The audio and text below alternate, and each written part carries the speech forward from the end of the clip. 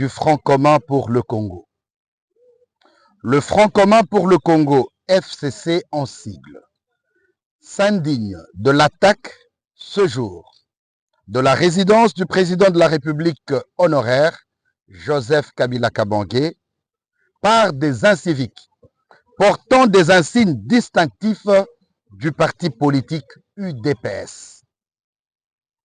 Le FCC condamne avec fermeté cette énième attaque de la résidence de son autorité morale.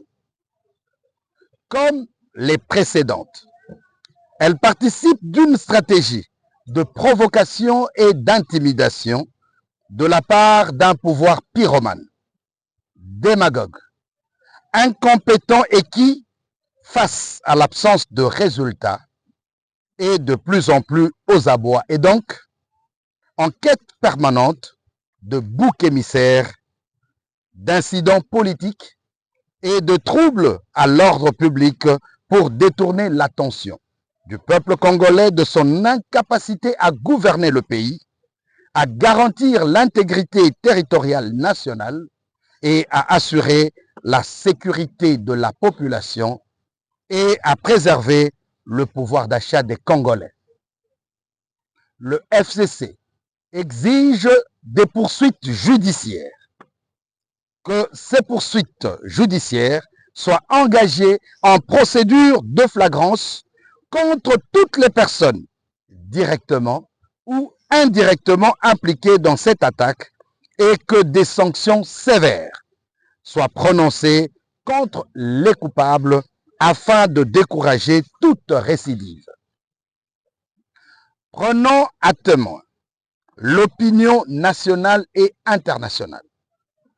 Le FCC rappelle qu'il avait dénoncé en son temps, sans être entendu, le danger que faisait courir à la nation la création d'une milice au sein de l'UDPS en violation de la Constitution et des lois de la République.